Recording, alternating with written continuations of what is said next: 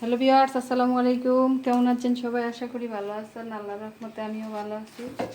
এই তো রাত্রে কইরা এইদিকে রুটি বানানো হয়েছে, আমরা রুটি খাবো। আর আমার মেয়ে বলতেছে তার জন্য পরোটা বানাই দিতে, তা পরোটা বানাইতেছি। তো গরু মাংসটা ওভেনে গরম করে দিতেছি।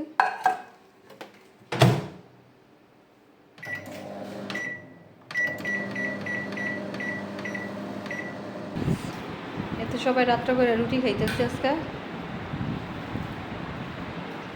বানানো হচ্ছে, এটা গরু মাংস, শুটকির ভর্তা, এটা গরু মাংস, এটা মুরগির সাম্বাল,